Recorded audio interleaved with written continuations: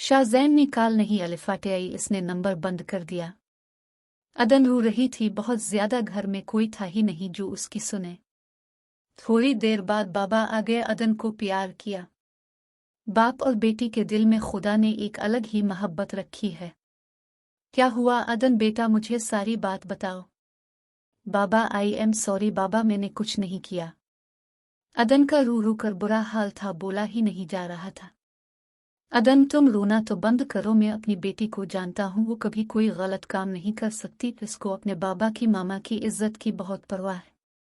अदन तो बाबा का मान है ना, बस चुप हो जाओ बेटा। बाबा ने अदन को सीने से लगा लिया। अदन के सर पर प्यार से हाथ फेरने लगे। अदन बाबा के सीने पर सर रखकर रोए जा रही थी। बाबा की कमीज अदन के आंसू से गीली हो गई। बस बेटा अब चुप हो जाओ।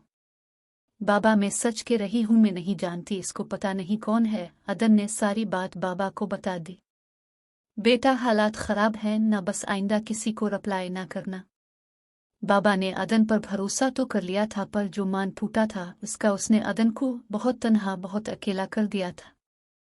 इंसान वो वक्त कभी नहीं भूलता जब वो अपने लिए तन्हा लड़ रहा होता और अपने ही इसके खिलाफ होते हैं। मामा इस लड़के ने बताया था कि वो अदन का दोस्त है। अदन इसको मैसेज किया करती थी। मीरब मामा के साथ खाना खाती, उन्हें बता भी रही थी। पता नहीं अदन ने ऐसा क्यों किया।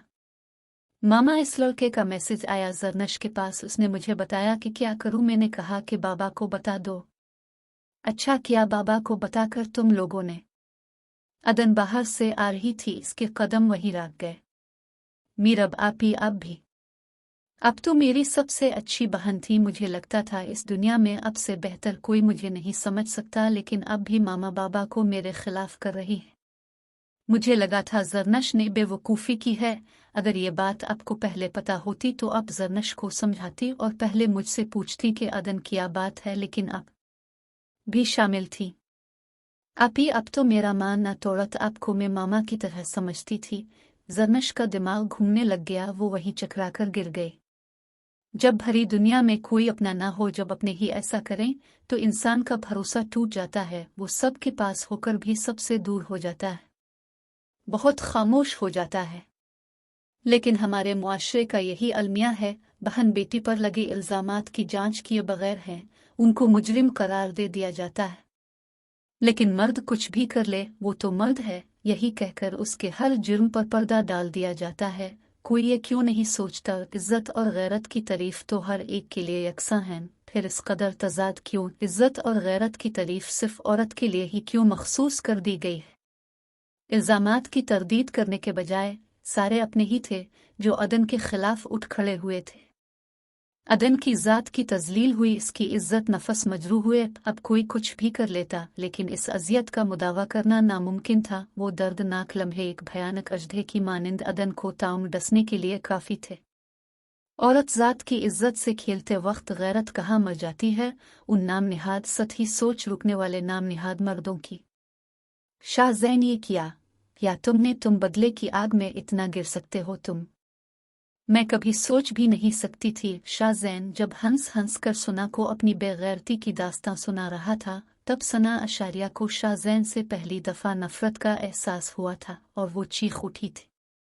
इसने शाहज़ैन को इग्नोर किया था। शाहज़ैन को तो सज़ा तो मिलनी चाहिए ना इसको। शाहज़ैन जुनूनी अंदाज में हंसते हुए सना अशारिया से कह रहा था, ओ शट अप शाहज़ैन, तुम इंतहाई घटिया और गिरे हुए इंसान हो। सना ये क्या कह रही हो तुम? शाहज़ैन को पहली दफ़ा बात की संगीनी का कुछ कुछ अंदाज़ा हुआ। सही कह रही हूँ।